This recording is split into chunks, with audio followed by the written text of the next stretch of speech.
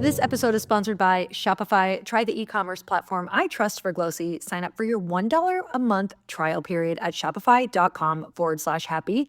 Open phone. Eliminate the hassle of managing work conversations from your personal phone. Get 20% off with Open Phone on your first 6 months when you sign up at openphone.com/earn. Rocket Money. Cancel your unwanted subscriptions and reach your financial goals faster with Rocket Money. Go to rocketmoney.com/EYH today.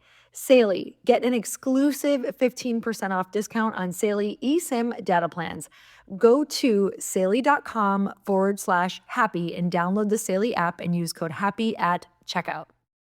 I had to get rid of the toxic friends. I love it. Say it louder. There were just the people who, I don't know how to explain it, but after hanging out with them, I just felt drained. We don't realize how much that is blocking like our creativity, our energy. It's blocking us from like really getting to know ourselves and what we're capable of.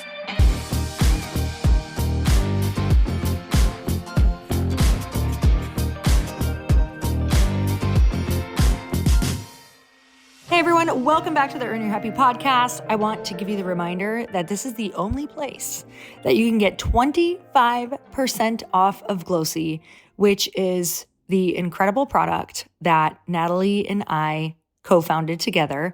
And it is a skin routine that you can drink with 30 clinical studies on the probiotics that we use, along with hyaluronic acid, which is the secret to keeping your skin looking hydrated and supple and plump. I'm telling you, when you put your makeup on, it makes such a difference if you stay on this for 30 to 60 days. Hyaluronic acid is one of those things, along with probiotics, that you want to make sure that you're taking every single day and you notice a big difference. So you guys go to getglossy.com and use code HAPPY for 25% off. And if you didn't know, we were also able to recently lower the price of our subscriptions by $20 per month.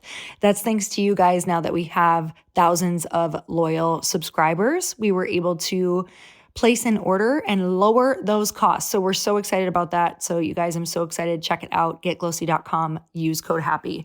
And on the podcast today, we have Dr. Tiffany Moon. She's an anesthesiologist. She's a former Real Housewife of Dallas and author of the new book, Joy Prescriptions. And you guys, she knows a thing or two about staying happy during really stressful periods in her life. And this conversation is full of ways to break free from the pressure of perfection. I know that so many of you are perfectionists because you reach out and you always tell me that you feel like it stops you. And this really is about helping you reconnect to joy and build deep, meaningful connections. She shares her earliest memories of feeling the need to be perfect starting at just 6 years old when she immigrated to the US, which was only amplified by pressures of medical school and a high-achieving career. We talk about what drove her desire to try so many things from stand-up comedy to reality TV to writing a book. Knowing everything that goes into writing a book, I love asking, especially first-time authors, about their writing and publishing journey.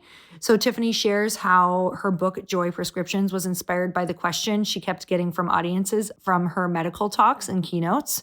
We also talk about the turning point that led Tiffany to reclaim healthy boundaries, stop people-pleasing, and lean into genuine connections.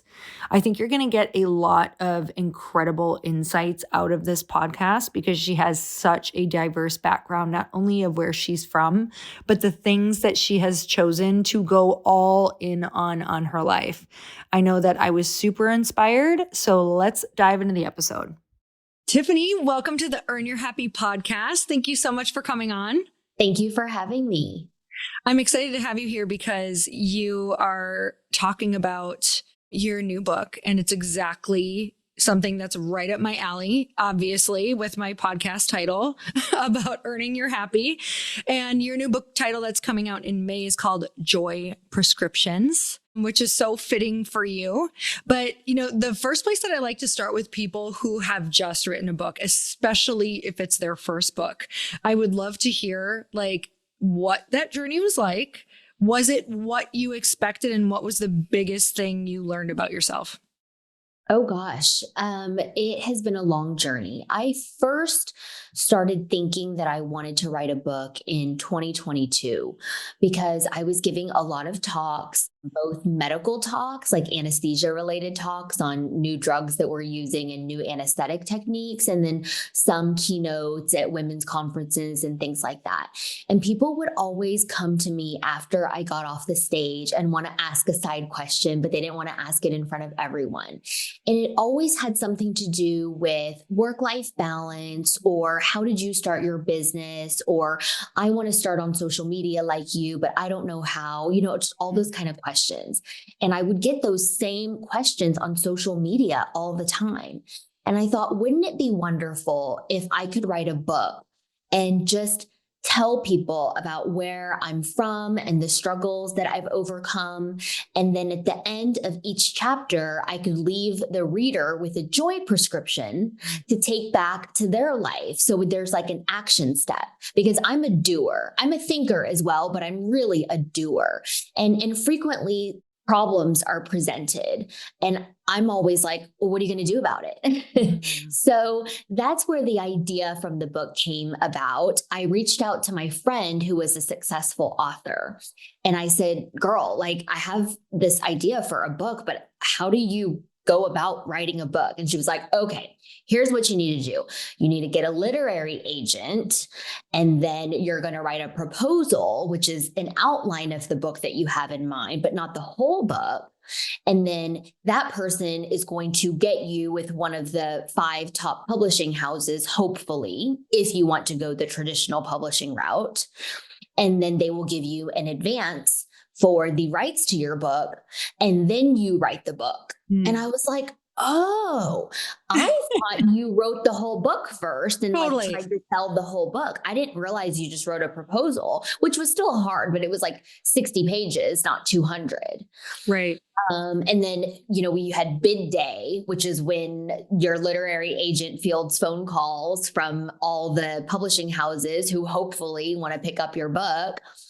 And it was a very nerve-wracking day for me. I literally just sat by the phone and was like, oh my gosh. So we ended up with 2 people who were interested and kind of, vying for the top spot. And I ended up going with my publisher, Hachette, and they've been wonderful so far to work with. That's amazing. Yeah, I remember, I think before you write a book, you have no idea. I remember I was like, what does a literary agent even do? Like, it's like someone will find you, help you, and hold your hand. And I love that the first thing that you did was you went to your friend who wrote the book already. That is the life shortcut. Like, go and learn from the people who already did it, which is why also we're excited about your book. Okay, so tell me about, as far back as you can remember, where you learned about being a doer. You said that you're just more of a doer. Why do you think that is? I think probably sometime in medical school, when I was going through the different rotations, there's a lot of specialties like emergency medicine or internal medicine, which in internal medicine, you basically are doing a lot of thinking, ordering tests, making phone calls. But I wanted to do something with my hands. And I also love immediate gratification, because almost every other thing in my life has been delayed gratification. And so when I rotated through anesthesia and I just got to like do something, and immediately there would be an effect in the patient's physiology. And I'm also a control freak. And so I was like, oh my gosh, I get to control like when people go to sleep and when they wake up and their blood pressure. I was like, this specialty is amazing. That's amazing. I was just thinking that with anesthesia, you being an anesthesiologist, I was like, that is, for someone who loves control, that's like the world's most perfect job, because you have to control the entire scene. It literally is. But then outside of the hospital, I'm like, why am I not able to control everything? Why is there traffic? Why is my nanny late? Like, and I'm just like, oh, wait, it's not my job to control everything in life, only in the operating room. So I have to shut off Dr. Tiffany when I go home. Okay, that's so good, which is probably also why you wrote this book. Okay, so tell me, because if I've learned one thing from talking to 1,300 people, it's literally that we teach what we need the most. So tell me why you wrote this book from your life experience. Oh, that's so profound. I think you're exactly right. We teach what we need the most, because about 10 years into being a board certified anesthesiologist, I just felt unfulfilled and burned out. And I would look around my life and I would think, I have everything that I have ever wanted and more. So for me to even want more is selfish. Like I'm crazy pants. Like so many people would kill to have this life that I have. But yet, something deep within me felt missing. And I didn't know what it was.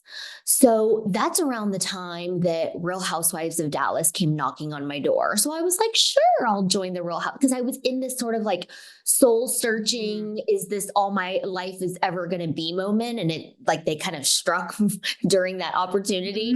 And so I joined reality TV for a year. That was not the answer. They're like, we'll take your soul. Yeah. I was like, nope, like, that you're wasn't searching, the right bring it choice. over here. Yeah. I tried stand-up comedy because I thought, I love to laugh and I love this to is amazing. Okay. Yeah. Okay. I'm going to dig in there for a second. You went from Housewives to stand-up comedy.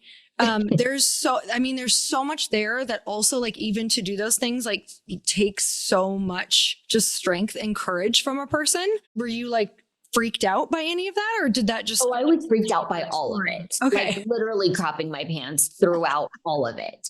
I don't know if people could tell or if I'm just really good. Like I have a good poker face, but also you have to remember I'm an anesthesiologist at a large level 1 trauma hospital. So I have patients trying to die on me like routinely, like yesterday. Yeah.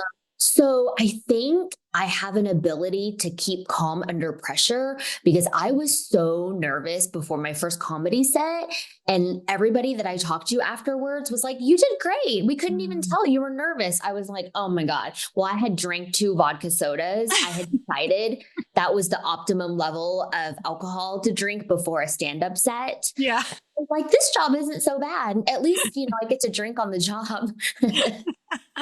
Unlike your other job. Unlike my other job, it would be very, very frowned upon. I want to make it very clear. Very clear. We're making that extremely clear. And with comedy, I think that fits in with that. So for you, what was like when you were going to do the stand-up comedy routines? Like what part of you, was it like the perspective of the, like this was not life and death, do you think? Because I just had the realization from you that the fact that you get to be exposed to things that are a lot bigger deal every day, it might make those other things seem a lot smaller. Was that part of it or not at all? Yes. I was taking the stand-up so seriously. I literally went on Amazon and bought a book. Like I typed in like how to do stand-up comedy, and whatever the first search thing came was, I was like, buy now. And I was like writing jokes and putting so much pressure on myself. And then I'd scratch it and start over. And it wasn't fun, And then one day I was like, you know what? There's absolutely nothing writing on this. Whether I do amazing or I bomb or somewhere in the middle, there's really no consequence for me. It was a fun thing that I was doing kind of as a favor to a friend. I was not deciding to embark on a journey of actually trying to be a stand-up comedian, like do that for a living and like be the next Ali Wong and have a Netflix special. No, this was not that. And I was like, why don't I just have fun with it and like stop making it such a chore? And this is something that I picked up in myself before. Like everything that happens in my life, I somehow managed to take all the fun out of it because I turn it into like, I have to kill it. I don't want to embarrass myself. Like I need to read and like write 1,000 jokes and then practice it 100 times. And not everything in life has to be like that, but because that was sort of my MO, going to school, getting straight A's, graduating from Cornell at the age of 19. Like that's all I knew to do. And when I figured out that sometimes you can just do things for the sake of doing them and actually enjoying the process versus like just reaching for the finish line, that was when my mind was blown. I was like, oh my gosh, I don't have to kill the fun and everything. Okay, so first I want to know, where do you think you started applying the pressure to yourself? Was that from something from childhood, or how Oh, did for that become a sure. thing? Okay, tell me that story. Talk to any immigrant Hmm. Asian first daughter, and she will tell you that there's immense pressure put on us externally from our parents. My parents immigrated to the United States when I was 3, left me with my grandparents, and then I joined them when I was 6. And life was hard when we were young. We lived in an apartment, it was not in a good area of town. My dad was technically here on a student visa, so he wasn't Mm. supposed to be working, but he found some restaurant that let him wash dishes in the back for $2 cash an hour. Wow. And I just saw my parents struggling to make ends meet and fighting about money and all that kind of stuff. And so I just told myself, like, oh, I need to make my parents proud. I need to make their sacrifice worth it. And so, they put a lot of pressure on me externally. And then somewhere within there, I started putting a lot of pressure on myself. Mm. And, a lot of the book talks about letting go of the need to be perfect all the time. Because when I was growing up, like the goal was perfection all the time. And that held me back from a lot of experiences and opportunities because I kind of wouldn't put myself out there unless I knew I would be perfect at it. Mm. And I would never want to try anything fun or a new hobby or try out for a class play or something Mm. because there was no guarantee that I could be perfect. And therefore, I was just like, I'm not going to do that. I'll just stick to studying then, because I know I can nail that. Mhm. And I think it held me back a lot. And it really wasn't until my mid 30s that I really started to deconstruct where this limiting belief came from and in how many ways it was holding me back. Mm. And that's sort of when the book unfolds and I had all these new experiences that really opened up my eyes to all of what the world has to offer instead of just having blinders on and Mm. focused on the finish line. Mm. Okay, so there's so many people who struggle with perfectionism. I don't as much, but my husband did and or does did a lot more, but he's worked so hard on it through the years. But it is like, it's so hard to watch somebody struggle with it because it stops them from exactly what you said. It like really stopped him from living a lot of his life and doing fun things. Like, we couldn't even go to certain places or do certain things. Like, I'll give an example. He'd be fine with it. Like, he's gotten some hair surgeries now, but his like hair would bother him so much that I love surfing. I love snowboarding. I love being outside in certain things. And if certain people were like around him in certain ways, or he was so self-conscious, he wouldn't want to get his hair wet. He wouldn't want to be out on a windy day. I was like, I cannot, I didn't understand it. So I've actually had to learn how to have a lot of compassion for it. And then of course, as I learn, I start to talk to so many people who are frozen. Like, so many entrepreneurs are literally frozen before they can post on social media, before they can think of even letting themselves have fun or look stupid or be silly or like anything. Like, it's crippling. It really is. Yes. So you probably get to talk to so many people about that because obviously we can attract those people if that's something that we're dealing with. So tell me kind of some of the things or some of the things that you've heard from people, like the most common things, and also where do they start? Like, what do you tell them? I mean, a lot of people come to me, they're medical professionals, and they're like, hey, I have this idea for a baby product, or I want to make my own skincare line, or I want to open my own flower shop, but I'm afraid what other people will think. And it's always this, I don't know, undercurrent of if you are a professional of some sort and you start a side hustle business, that it somehow invalidates your profession or people think Yes. you don't take your job as seriously or whatever it is. And I'll go ahead and say that it happens more to women than to men. I think women and men are both harder on women than on men for whatever reason. I also think that it's true when it comes to hobbies that, my hobbies are largely going to the spa and shopping. I mean, shopping is my cardio. And my husband likes to play golf. and, go fishing with his guy friends in Cabo and stuff like that. And I think when we talk about our hobbies, unless a woman is doing something that benefits the home or the family, like cooking or decorating or knitting or gardening, which are all very utilitarian hobbies, there's kind of this judgment like, oh, you shop, like that's your hobby, you spend money, haha. And I'm like, no one questions my husband traveling and going to play golf with his buddies for a whole weekend. But when I go to New York Fashion Week, it's a problem. So I think there's that. And as far as your question goes, with perfectionism, I mean, this is going to sound trite, but you just have to get over it and you just have to start. I have a lot of clients that hire me for social media consulting, and they're like, how do you come up with all these ideas for your reels? And you just post them and whatever. And I basically, show them how the sausage is made, and I'll kind of show them how to film and edit and put the light here and caption it like this. And they're just like, I could never. Like, what if someone from my work sees this? What if my boss sees this? What if my pastor sees this? And I'm like, look, like who I am on my social media is me. There are different facets of me, just like hopefully, I hope there are different facets of you.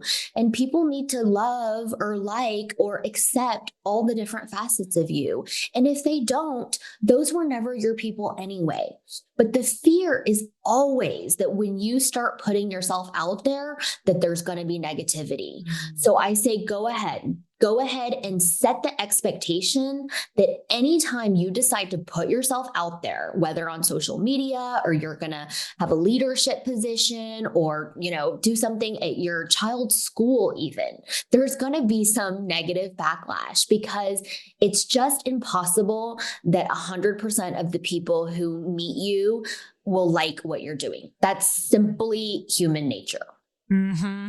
Oh my gosh. And, talking about social media, because it's such a big part of our culture, our businesses, I mean, literally everything. And I think in order to get good at anything, the hard thing about social media for people is it's the public learning, except we all have to do it. It's like when we got to first ride our bike when we were kids, we didn't have an audience of, 3,000 people in our family or hundreds of, or whatever it is, and to criticize us. But the thing is the person who is willing to deal with the tiny bit of criticism, because honestly, yes, it's going to come, but it's not that bad. In the beginning, it can affect you for longer, but I always feel like the person who can handle like the most criticism is also the person who's going to be paid the most. And so I kind of like play with these little things in my head where I'm like, okay, the person who can handle the most risk is probably going to be the most financially abundant person. The person who can handle the most, pain or those haters, like they're also going to be super abundant in another way. And so I try to switch it into going, this is just what comes with the territory. And it's like, we're all going through it. We're all going through it. It's just not everybody sees it because we just block and delete right away. So it's great.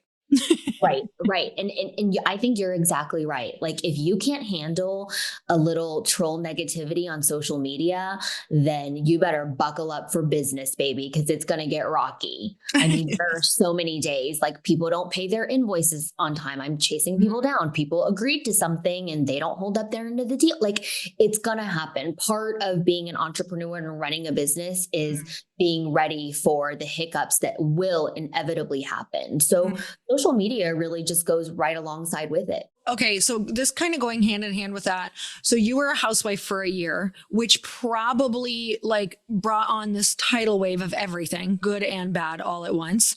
Were you prepared for that? And how did that feel? How did you manage what came with that? I was not prepared. I was already on social media before I was a housewife. I was bigger on TikTok than I was on Instagram. I think maybe I had like 100,000 TikTok followers and maybe 10,000 Instagram. But when Housewives started airing, I mean, every day I would wake up and have like thousands of new followers, and it was just crazy. And the thing I didn't realize about going on Housewives is that like your entire life is up for discussion, your marriage, your job, your kids. And the fights that we had on the show were so stupid that I couldn't believe that people on the internet were like taking sides and like making it a thing. And the most weird part of it is that by the time it aired, we're now talking and re-arguing about something that happened 6 months ago, which So I barely interesting. even remember. And I'm not like a grudge holder. Like if we have a disagreement and we talk it out and we hug it out, like I'm good. I'm not the type to bring it up at an argument 6 months later and be like, well, remember when you did this and this and this? Like once I let it go, I truly let something go. But that is not the way housewives work. It's like you have to experience it in real life the first time. Then again, when it shows on TV, and then you have to go to a reunion and sit next to Andy Cohen on a stage in full glam and like argue it out some more. And I was just like, this is exhausting. Like, I don't know how people do this because when you're just a viewer, I don't think that all that comes across. You know, as a Yeah. viewer, you're not thinking like, oh, this was filmed 6 months ago and here they are like tweeting about it right now. Totally. It's kind of like writing a book. Like I remember, and probably when you wrote about, your childhood and where you came from, like you have to sit. It was the weirdest experience. I was like, oh my God, I didn't realize I was going to have to like really sit and feel into this trauma and go back to the memory in order to write about it. And I remember my husband came home because I'd written a certain chapter about something and I was like, I just had the worst day ever, like reliving this experience to do that. And so it's like that on Housewives. We need to make you a t-shirt that says "Too Healed for Housewives." Like, just, just threw I it. experienced the exact same thing. So the beginning of the book is about my immigrating to America. Because really, honestly, that's one of the first and core memories I have. I mean, I Yeah. remember a little bit about like being in China. I remember the layout of my grandparents' apartment. I remember going to the market and things like that. But, you have a few like core memories that are Yeah. into your brain. And one of them was coming on the airplane from Beijing to JFK by myself with the flight attendant. And the book opens with that scene. How old And were you? I was 6. Wow. By And yourself. by myself with a flight attendant. And the first few chapters are about my early childhood here in America. And just like you, I had to relive those years, which was, over 3 decades ago. And I cried. And I distinctly remember texting my therapist and asking for extra sessions during the part of the book where I was writing like the first 3 chapters because Yes. I had really buried a lot of that childhood trauma coming from China, not knowing any English, being called Ching Chong at school and being made fun of with the kids, watching my parents fight about money, having to move schools every 1 or 2 years in the middle of the school year and, having to make new friends all over. Like all of these things. And it just came all pouring out at me. And those first 3 chapters were probably the most difficult of the book. 1, because they were first and I had to get going. And 2, because like you said, you really have to transport yourself back to that time in your life so that you can truly write from the heart and write in a way that connects with the reader. And in many ways, that was kind of traumatizing for me. Looking at your life now, it's for so many people, it's kind of unfathomable to think about, especially how viscerally I just felt what you said. For that little girl to be doing what you're doing now, oh my God, it's gonna make me cry. I know it's a million little steps, like it's a million little steps and stories and things along the way. Did you know when you were young that you were destined for something bigger at all? No. No. If you're someone who travels all the time and has to stay connected, let me tell you about Saley. Saley is a new eSIM service app, and you can choose from several affordable eSIM plans in over 190 countries and 8 regions. With Saley eSIM, you'll always have a connection when you need. And if you've ever been lost abroad or really needed internet with no Wi-Fi in sight, you'll understand what a difference a local SIM card can make. With Saley, you only have to download once. You get affordable prices, global and regional plans. You can avoid scams, protect your privacy, stay connected, and have 24/7 chat support along with a full refund if your device isn't eSIM compatible. Get an exclusive 15% off discount on Saley eSIM data plans. Go to saley.com/earn happy. Download the Saley app and use code earn happy at checkout. That's earn happy at checkout at saley.com. The start of a new year is the perfect time to get organized. If you hadn't heard, listening to this podcast, organized is actually my word of the year. So it's all about getting organized, setting goals, and prioritizing what matters most. And for me, a top priority is my financial wellness. And thanks to Rocket Money, my goals feel super achievable because they show me all of my subscriptions right in one place. And they help me easily cancel ones that I forgot that I've been paying for. Rocket Money also pulls together all of my spending across all of my different accounts so I can clearly track my spending habits and see where I can cut back. You guys, I download so many different apps for editing, video editing, photo editing because of all we do with Glossy and our personal brands. And I had completely forgotten that I signed up for like 5 of these. So I'm so grateful for Rocket Money. Rocket Money is a personal finance app that helps find and cancel your unwanted subscriptions, monitors your spending, and helps lower your bills so you can grow your savings. Rocket Money has over 5 million users and has saved a total of $500 million in canceled subscriptions, saving members up to $740 a year when using all the app's premium features. Cancel your unwanted subscriptions and reach your financial goals faster with Rocket Money. Go to rocketmoney.com/EYH today. That's rocketmoney.com/EYH, rocketmoney.com/EYH. One of the things that I've done this year that has made the biggest change in my life, that has made me so much happier and more productive, is to designate days of the week for certain things. So some days are my creative days, some days are my podcast days, my meeting days, my planning for mastermind days, or our programs, whatever it is. I have them all set so that my brain really uses a certain part of my brain on those days. But let me tell you what doesn't change. That is how much I log into Shopify every day. I use Shopify as the platform for Glossy, and I'm so grateful because it makes it so easy for me to actually see every single customer, what is working, where they came from. It's literally life-changing. And I know that you've probably been a customer who has had an incredible experience on Shopify because they make the shopping experience so easy. And let me just tell you, this is what you want for your customer because too many people are lost in the process. So you can upgrade your business and get the same checkout that we use at Shopify. Sign up for your $1 per month trial period at shopify.com/happy. That's all lowercase. Go to shopify.com/happy to upgrade your selling today. Shopify.com/happy.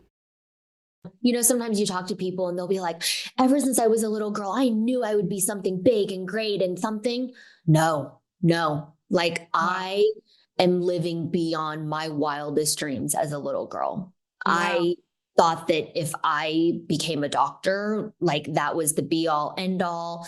If I, got married and had children, like that was it. I never imagined having influence and having people write me emails and DMs saying that like they look up to me and I'm inspiring to them. I'm like, what? Like, no. That's the truth. As a little girl, I never could have even dreamed this big, which is why I felt so bad when I was going through that kind of midlife crisis, as my husband likes to call it, and asking myself, like, is this it? Because the answer was like, well, you have so much. Of course, this is it. Like, you should be grateful. But something was missing. And the missing link was the connection and the joy. Because going to the hospital 5 days a week and taking trauma call and raising twin toddlers, I'm telling you, it doesn't leave much room for connection or joy. And what I figured out is that I needed to build my tribe of bliss and be surrounded with other amazing, powerful women who are building businesses and building communities and uplifting other women in the process. And when I started doing that, I was like, oh, this is it. This is what I feel alive doing. Okay. I resonate with you so much. And I think in the beginning, just because of the way that I was raised, just a lot more, always struggling financially. Parents went bankrupt. Then when I got married, my husband and I lost everything. So it was like this cycle, this ongoing cycle of just kind of struggle. And from a very small town, restrictive religion, like not allowed to hang out with people outside of the religion that I was in. So that created like just a very small bubble to me. And so when I was, 18 to 20, it was like I started to learn, probably a lot like you from what I'm picking up, like you just start to adapt to trying to survive, and you start to do things because you don't want to go back to what you were, or because you want to. A big factor for me, which I'm curious for you, was like, I want to pay for my parents. I want to help my parents. Like, I don't want them to be in this position anymore. But then what ended up happening is it turned me into such a driven person who never enjoyed anything. It's like all of a sudden I woke up in my late 30s and I told my husband, I go, I don't know if I have enjoyed one day of any of this success.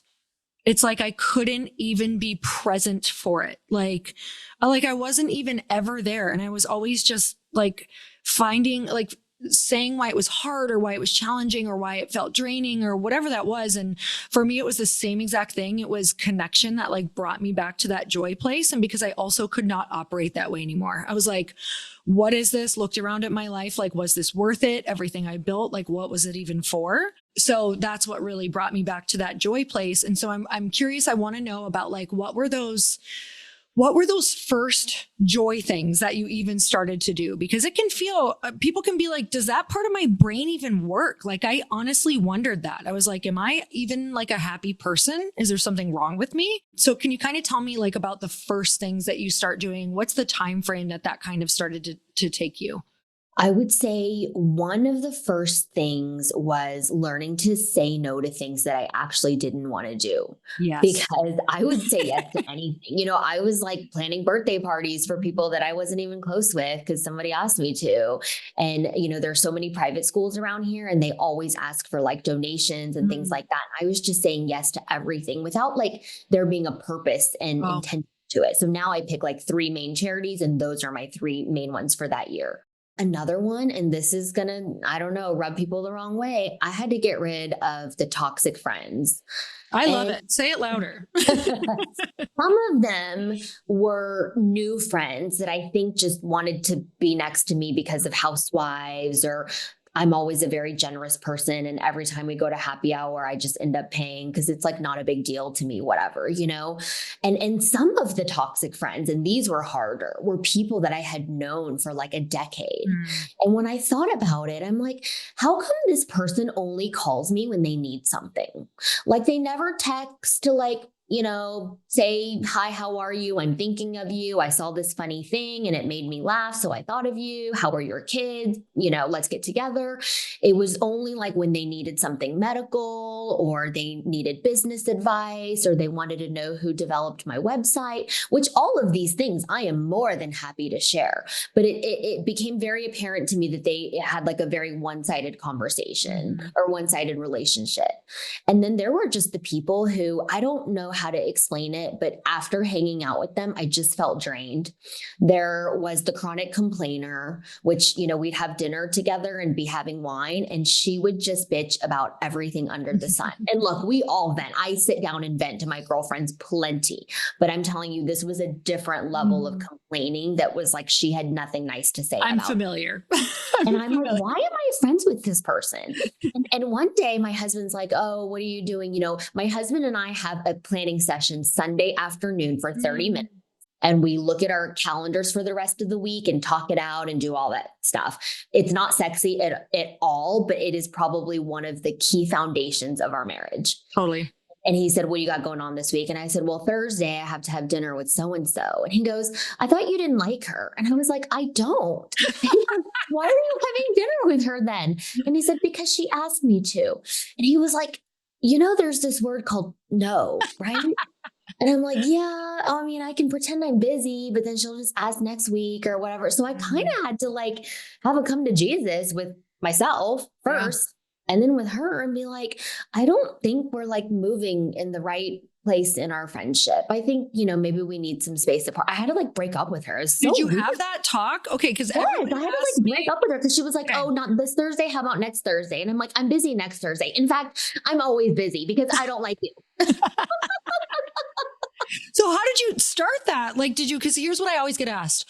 Okay, but how do I have the conversation? Because it's like one of the hardest conversations for people, but I'm like, it's harder to keep seeing that name on your calendar and give someone like a full freaking half day of your life all the time. Yeah. Okay. This is like not BS at all. I totally did that. It's not you, it's me. Okay. Which is partially true. I said, I'm working on myself. This was the time that I hired an executive coach. I was seeing not one, but two therapists for different reasons. And still working a lot and running clinical trials and stuff. And I literally said to her, I'm just in a season of my life where I'm really focusing on my work, myself, and my family. And unfortunately, there's just not time in the day to be having dinners with girlfriends and happy hours. And you're not the only one that, I'm saying no to. There are other people. And all of this was true. So I kind of Totally. the blow and everything I said was true. I was in a season where I was working on myself and after she took it fine and then went and, found another group of friends and everything was fine. So it wasn't a bad breakup at all. Yeah, I think that is literally my answer for everything is like you kind of have to do what you have to do in those situations because some people are not prepared to hear like, well, let me tell you why. You know what I mean? Like it's not going to be useful to tell her you're really negative. You only talk shit about everybody. Like that's actually not going to be useful because she's not going to change from that. It's only going to make it worse. It's going to make her feel bad. And then it's going to make her talk about you. So that's like, it's not the best use of that conversation. So I do think like trying to figure out how to dance around it in a nice way that is going to let you both off of the hook is just, and once you figure those things out, I'm like, ooh, rinse, repeat. Let's use this. Who else can I get? Who else can I tell this to? Okay. I love that. So how did you feel when that stuff started happening? Like, what did you start noticing about your life from taking these like not easy to do things? Like after the first few times you did it, like after that first hard conversation, after telling people no, or you weren't going to donate to these places, like what did that start feeling like? I mean, it felt tough, but then afterwards I was kind of relieved and I had to remind myself, like, I don't owe anyone anything. Why do I walk around the world like feeling small and like I owe something to everyone? Like I don't owe anyone anything. I should hold my head up high. Mm-hmm. And that kind of gave me the space to help people in other ways that I didn't before because I was so busy doing all these little things. It's so hard to explain. And after I let go of the need to be perfect all the time, and I sort of was just like, F it, like whatever, I opened a candle business. I started posting more on social media because before I had a social media, but I never posted myself. I just would watch other people's things because I was always afraid, like, what if somebody sees this? What if they think I'm unprofessional? All those things that go through things. And then when I was just like fed up and I was like, I'm just going to do whatever I want. It was so freeing to just finally just be myself and not have to hide different parts of myself because I was afraid of what other people might think. It was very freeing.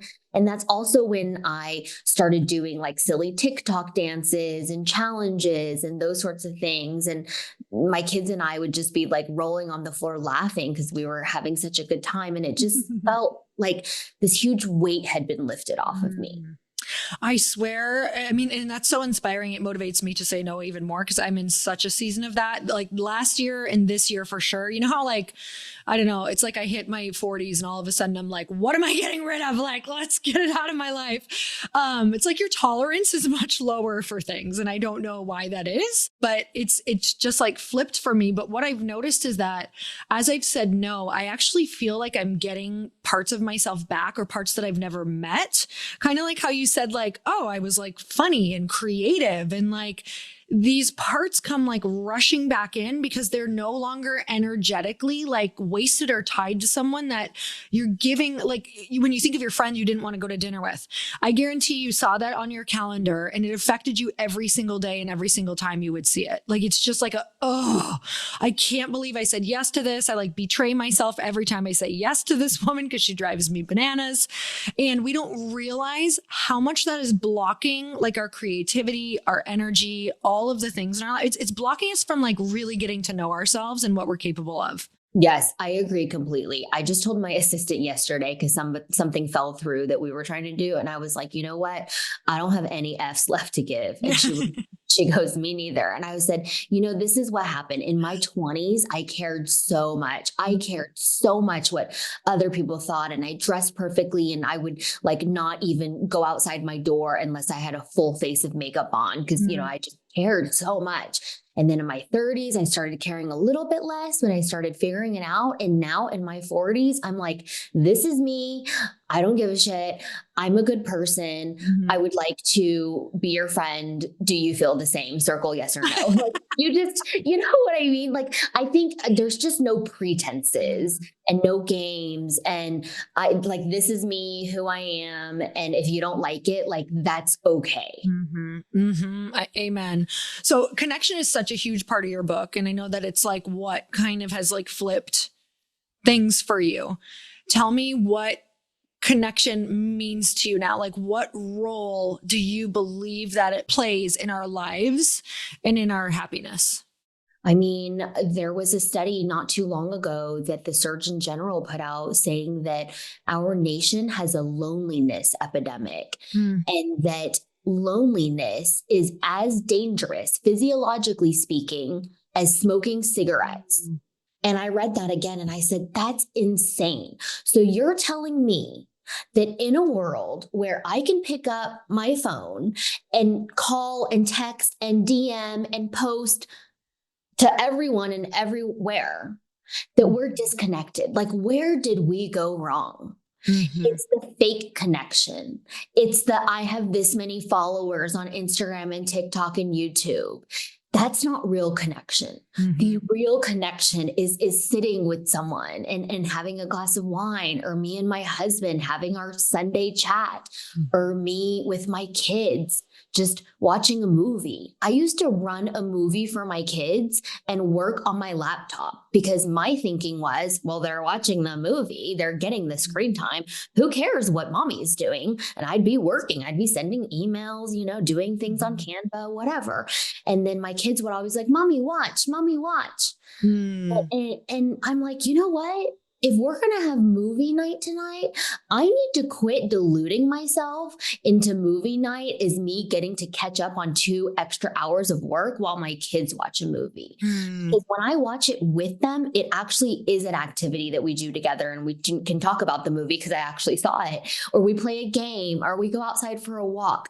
The point I'm trying to make is we need to strive for this true connection and stop trying to do this fake connection over the phone, because that's not it.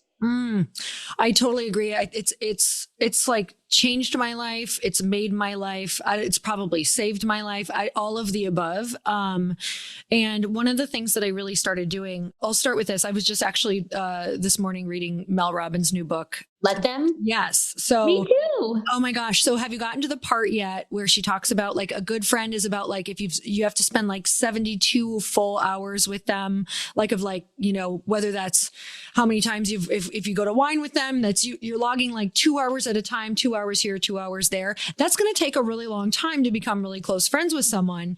And she said like 200 hours, the study shows like you start to become really good friends. And I was thinking about this because I think it's been almost 2 or maybe 3 years that I've been doing this, where if it's women that I really want to get to know, I will get us together for a weekend. Even if I don't know you, it might be a weird ask, but I'll be like, hey, I'm getting 5 women together. We're going to stay at this hotel. We're going to mastermind a little, but we're also going to go to the spa. We're going to eat dinner together. We're going to do all these things. And so there's one group in particular that this is now, I think the 4th or 5th time that we've been together. And I was like adding up the hours and I was like, oh my God, this is so true that we are now hitting this place where the conversations that come out on hour 120 of being together, because you're putting in 10 hours a day every single time, when you do those weekends together, that we're at a place where we would have never, it like accelerated the relationship, between all of us. You don't share things right away. It takes time. When you think about, the friends that you were friends with, it was because they were in your dorm room. Like you got to talk to them every single day. Like things started coming up because you started to feel comfortable, or it was late at night, or it was early in the morning and you were having coffee together. And so I'm trying to create those experiences where you can kind of accelerate these adult friendships. Because I'm like, I can't wait till I'm 60 for us to be close. Cause like, I need to make some more girlfriends. It's like connection has truly been the thing where I used to think that I was really anxious and maybe fairly depressed. Like it wouldn't be all the time, but I would go through bouts. Like it'd probably be, once a quarter, I'd be like, oh, I'm really struggling, energetically, emotionally. I go through that thing where you're like, do I really have friends? Who would I call right now? And I was like, I don't ever want to be this way again. How do I combat this? And truly it was like doing these things where I make sure I see people and see them frequently and take the time to invest into those friendships. And I can honestly tell you now, I don't have that happen anymore. Like I don't feel, my anxiety's gone way down. I don't feel lonely. I feel super on purpose. I feel extremely energized. It's like my whole life is different. No, I love that. I've been telling people that you have to have joy as a prevention for loneliness and depression and burnout. It can't be an afterthought. So these retreats that you go on with your girlfriends, like that's your joy. That's you investing in your friendships and your connection. And I'm sure there's lots of laughter in there. That feeds your soul, which then gives you a little bit of leeway when you go back into your normal life and life starts happening again, that you don't want to just crawl under your blanket and cry yourself to sleep, because you now have a little bit of buffer in your resilience for life, really, because life is so hard, like it didn't used to be this hard. And I love technology and I love AI, and we're able to do incredible things like have this podcast, even though we're in two separate cities.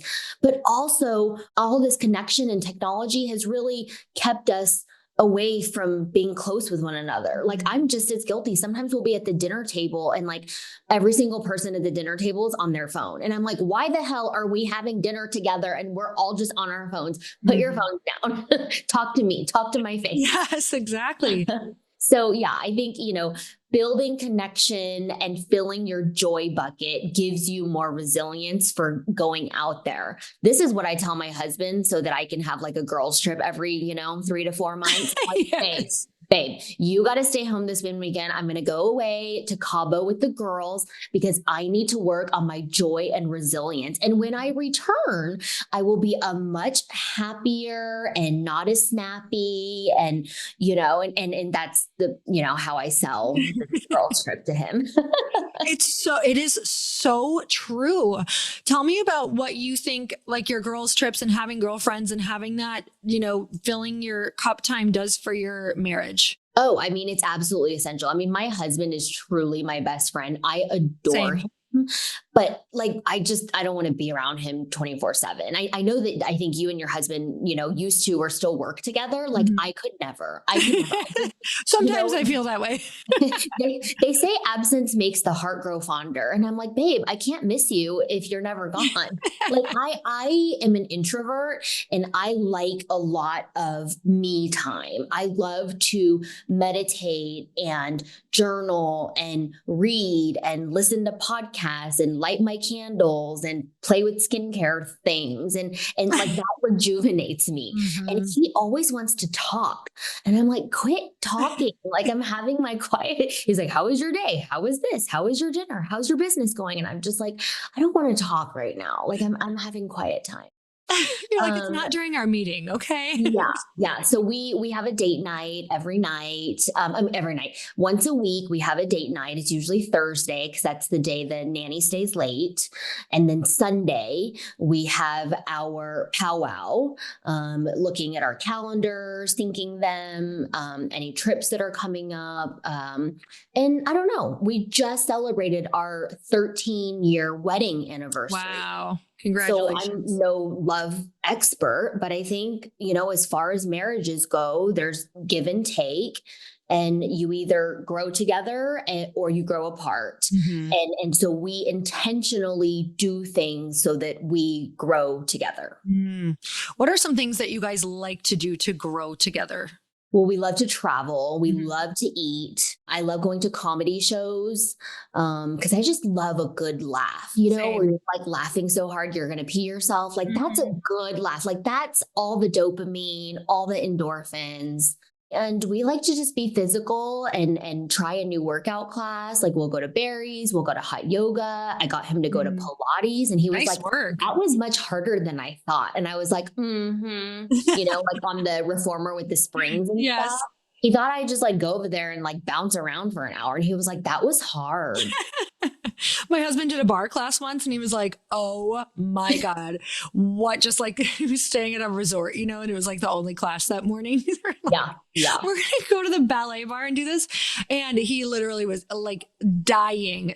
He has like, so much credit to people who do it. He's like, I think I used muscles. I don't even know what those are. Existed. When they go to the gym, they're doing like the big, like things, totally. Right? Look good. But then when you do like little kicks or whatever, and he's like, oh, I didn't even know I had obliques. Jesus.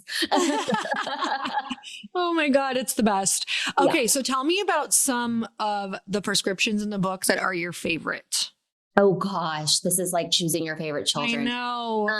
One is comparison is the thief of joy. And it's easy and you hear it and you're like, duh, that's not that revelational. But how many times do you catch yourself comparing yourself to something else? Someone else is farther in their business. They make more money than you. I don't care what it is, but stop comparing yourself to other people because it's a zero-sum game. And I always say, quit looking at how big someone else's slice of cake is and just enjoy your own damn cake.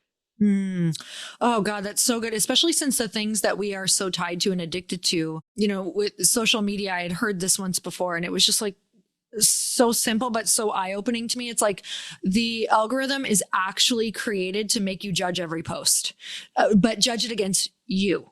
So do I like it? Do I not like it? Is this person better than me? Are they not better than me? Do they have more followers? How many likes does this post have in comparison to like where I'm at? And I thought, holy crap, like we literally get on there and your brain can't help but compare it to where you're at and who you are. And so every morning we wake up and we're like, are we better than? Are we less than? Are we better than? Are we less than? And both are not good for the psyche. It's like robbing us of joy. For you, for someone who, we have to be on social media for our jobs. How do you create like a boundary, and are you able to keep it joyful at all? Yeah. I ask myself, I usually set a timer for like 15 or 30 minutes, and that's my break for social media. So when the timer goes off, like I'm done scrolling. And it's just like at the end of your 15 or 30 minutes, when your timer goes off, like, how do you feel? Do you get some laughs? Did you make a connection? Did you find out some news? Like one of my friends is coming out with a book and she's posting content about her book launch, and I'm so excited for her. Is it giving you information? Are you being entertained? Or when your 15-minute timer goes up, you're like, man, I suck. Everyone out there is like winning awards and building their businesses and having anniversaries and birthdays. And I'm over here sitting in my pajamas, eating Cheerios for lunch. Like, it's just, how are you using social media? Because at the end of the day, social media, like anything else in life, is a tool. And You get to choose how you use that tool. Do you use it for your benefit to market your business, make connections, be entertained, learn new things? Or is social media controlling you and you're, a slave to the phone and checking how many likes every time you post and how many followers someone has? Like, who cares? What an exhausting way to live. And as soon as you change your mindset around that, is when it's going to change. Like, it's never going to change until you change your mindset. Mm-hmm. What do you want people to know about your book? What do you want them to get from it? I want people to get joy from the book. I want people to read it and see where I came from and the lessons that I learned. But most of all, I want them to take that lesson back to their own life and infuse more connection and gratitude and laughter into their own life. Because I think our nation is at a lack of joy. We have so much, but yet the rates of, depression and loneliness and self-harm at an all-time high. So I think there is a critical need for us to inject more joy into our lives. I love that. It's so incredibly important. And I can tell you that I've never sat with a good book and regretted it, because it's such a beautiful way to connect with yourself, connect with the author. Remember, like, there's something about reading a book, you really remember how we're supposed to be, especially a great personal development book. So I'm so excited for you. I'm excited for this book. I think it's going to be freaking amazing. And the cover's awesome, you guys. So go and check it out. Joy Prescriptions. And it's how I learned to stop chasing perfection and embrace connection, which is just like literally my whole life's motto, is to connect with people. So I'm really grateful for you. Thank you so much for coming on the show. Thank you so much for having me, Lori. And we will link up below this where you can grab the book anywhere books are sold. I'm sure Amazon, all of the things, and we'll put a link right below for you guys so you can go grab that book. Go and get it. Truly, it's a beautiful book. It's a beautiful story. And again, thank you for coming on. And you guys, we're so grateful for you. And until next time, earn your happy. Bye, everyone.